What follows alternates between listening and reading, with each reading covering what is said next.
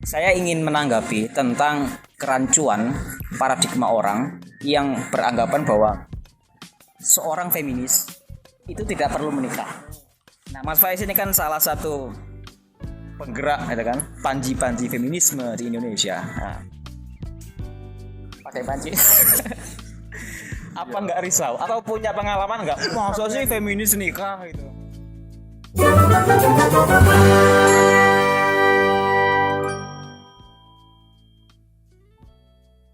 Bisa nggak kasih semacam uraian yang lebih komprehensif ya supaya kita semua tahu bahwa begini loh sebetulnya feminis itu arahnya ke sini loh gitu.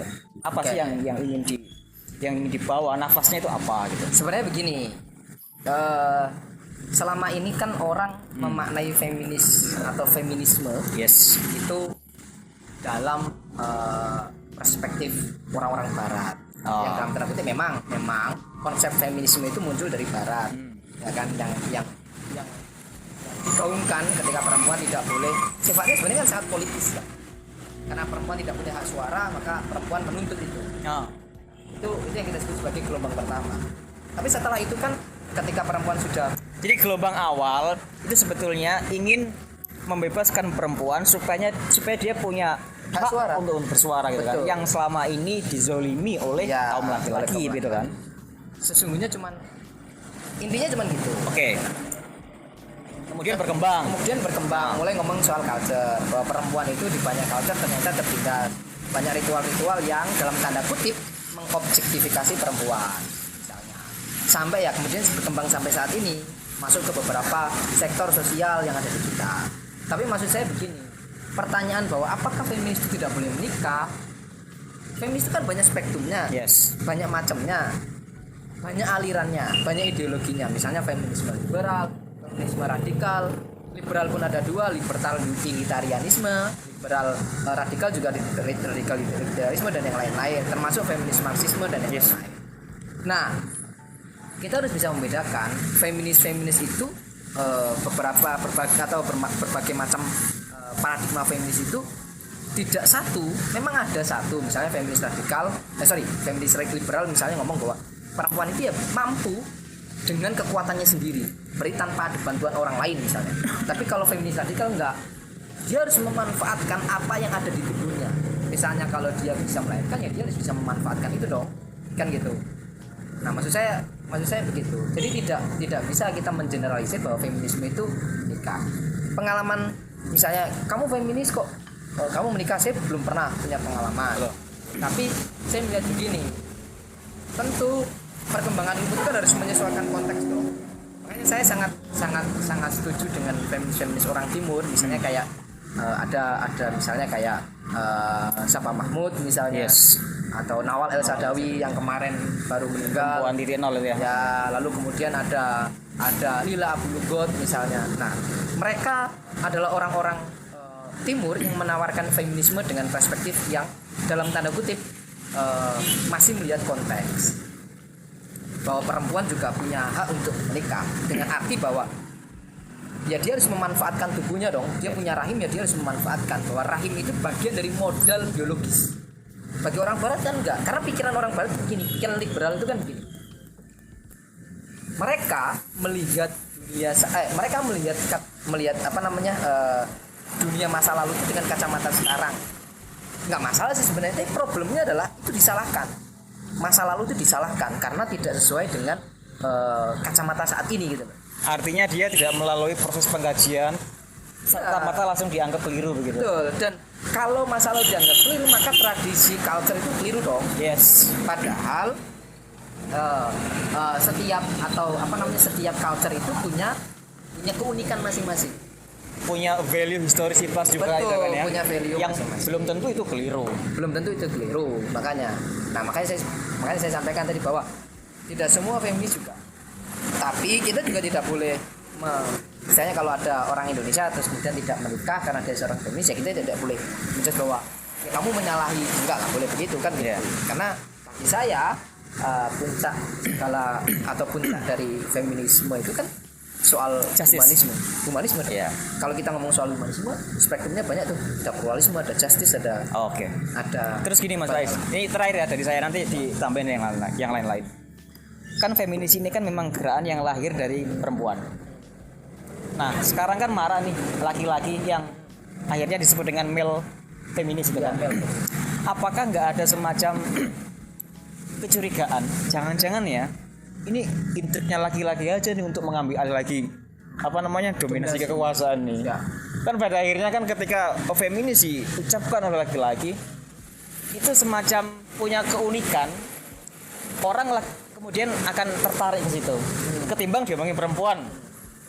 Nah apakah ini nggak ada semacam ya jangan-jangan ini upaya laki-laki aja untuk mengambil alih dominasi itu, jadi tetap laki-laki nggak mau kalah dong. Aku juga harus tune in juga dengan soal feminis. Tapi akhirnya nanti feminis diucapkan lagi dengan bahasa laki-laki.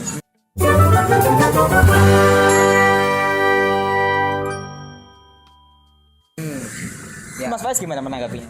Itu memang itu problem sih saat ini, termasuk problem yang dialami oleh teman-teman di komunitas laki-laki baru. Di Indonesia itu kan ada satu komunitas laki-laki baru yang Laki-laki yang lama ngapain? laki-laki yang lama itu mempertahankan status quo.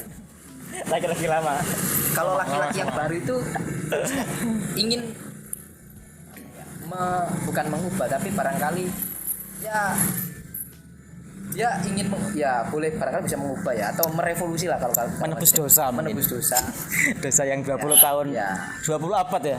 Ya berapa abad yang lalu lah kira-kira. Nah itu memang problem. Tapi begini, yang menarik adalah setiap perkembangan karena yang mendominasi adalah laki-laki, mau nggak mau perempuan harus atau dalam hal ini feminisme itu juga harus berkolaborasi barangkali untuk berkolaborasi dengan laki-laki untuk bisa diterima.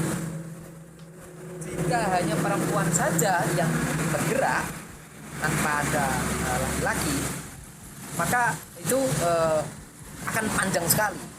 Wong dibantu laki-laki aja masih panjang, apalagi perempuan sendiri. Jadi memang butuh bantuan atau bukan bantuan sih sebenarnya, tapi pemahaman. Jadi laki-laki. kendati awalnya itu dimulai dari kegelisahan perempuan, diinisiasi oleh perempuan, tapi poinnya adalah tentang humanisme kan. Betul. Berarti juga melibatkan laki-laki loh sebetulnya. Pasti. Iya. Pada akhirnya gitu. Laki-laki juga harus kan banyak nih sekarang. Artinya bahwa peran gender yang sudah dicitrakan oleh orang-orang masyarakat kita, misalnya masa itu perempuan gitu kan. Kenyataannya yang jual nasi goreng di pinggir jalan banyak kan laki-laki. Ya. Artinya kan tidak ada identitas yang jelas soal peran. Soal kesepakatan dia. Ya itu soal konsensus saja. Siapa yang berperan seperti apa kan? Maksudku gitu. Jadi ada hal yang kadang kala begini, tapi memang kritik saya terhadap orang barat itu seringkali melihat konsepsi gender atau konsepsi feminisme di timur, khususnya di Indonesia itu parsial. Parsial itu artinya sepotong. Misalnya saya soal konsep rumah tangga tadi itu.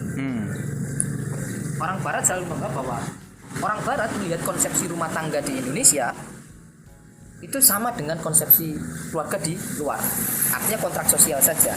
Oke. Ya kan, padahal enggak. Padahal konsepsi keluarga di Indonesia itu tidak hanya soal kontrak sosial, tetapi ada soal bahwa keluarga itu adalah struktur yang harus dijaga oleh yang ada di rumah itu, gitu loh.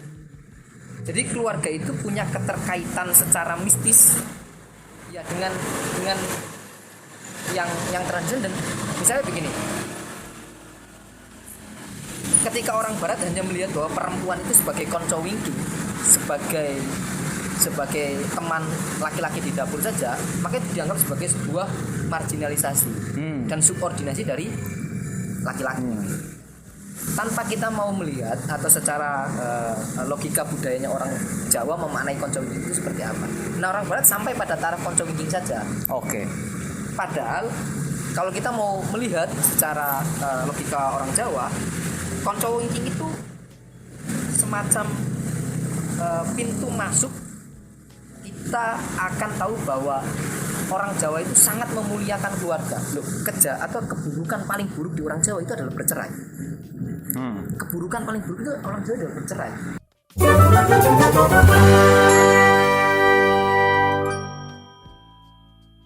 Ya kan? Maka itu harus dijaga. Menjaganya itu dengan cara apa? Dengan gender role dong, dengan peran gender itu tadi. Siapapun gitu kan. Nah, kebetulan di Jawa itu konteksnya adalah bahwa perannya perempuan itu kan membantu rumah tangga. Itu kan bukan sebuah keterpaksaan, tapi sebuah pilihan. Artinya keagensian perempuan itu harus juga ditanyakan bahwa ketika kamu melakukan itu, kamu terpaksa nggak? Ternyata enggak tuh. Kan gitu. Dan konco ini pintu masuk menuju konco urip. Kalau di Jawa ada namanya garwo. Ya. Garaning nyowo kan gitu. Ya. Ketika kita ngomong garwo, maka struktur sosial tidak ada. Ya karena saya setengah, Anda setengah, Anda mau berada di posisi yang mana? Nggak bisa dong. Ya harus satu dong. Nah, ketika konco urip diterjemahkan dulu dalam konsep bahasa Indonesia, garwo tadi itu belahan jiwa, Mas. ya, garwo itu belahan jiwa. Jadi untuk menjadi konco urip atau si garaning nyowo itu harus butuh effort, nggak bisa macam-macam gitu. Dan itu akan menuju ke sakpatine urip. Sakpatine itu adalah hidup semati, dan konsep keluarga di Jawa itu adalah sakpatine urip, hidup semati. Dan itu hanya bisa kita lihat dalam kebudayaan timur. Yes. Di barat nggak bisa. Di barat kan hanya menganggap keluarga itu kontrak sosial kan gitu. Nah, itu kritik saya terhadap orang-orang barat, menganggap bahwa ketika ada perempuan yang diam saja di rumah, menganggap bahwa itu adalah bagian dari marginalisasi, tanpa dia ingin melihat logika budaya orang timur dalam membangun rumah tangga itu seperti apa. Dan itu yang nggak ada, yang hilang.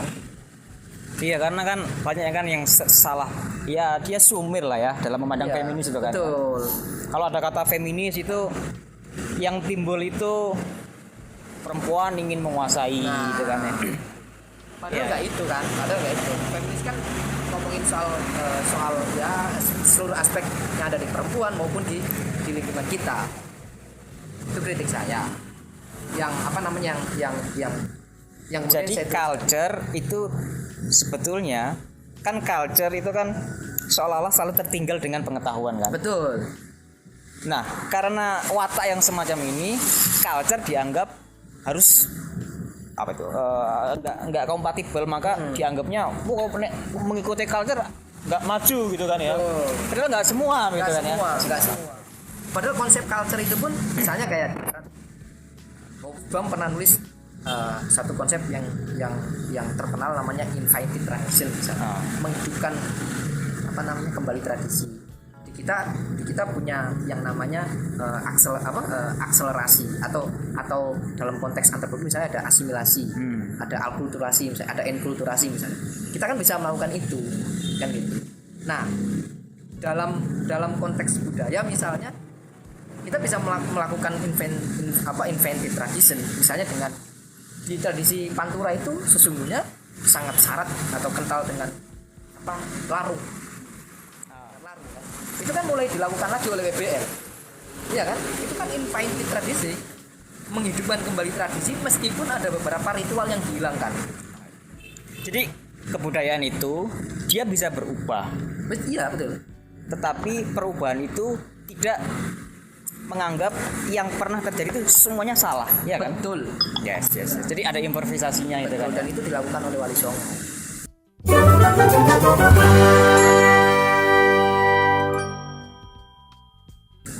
Dan itu dilakukan oleh Wali Songo. Jadi jangan-jangan Wali Songo itu sebenarnya kalau Wali Songo di Barat misalnya, jangan-jangan invented tradition itu ditemukan oleh Sunan Kalijaga, bukan oleh Habsburg gitu loh.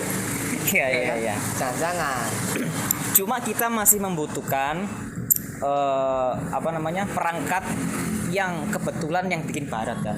Iya. Supaya dia sebetulnya kita punya perangkat kan, di Jawa ada itu. Iya betul. Tapi karena kita hidup di persoalannya itu teori dari Barat kan. skripsi kita tanpa teori orang barat dianggap itu omong kosong karena tidak ada citasinya. Yes.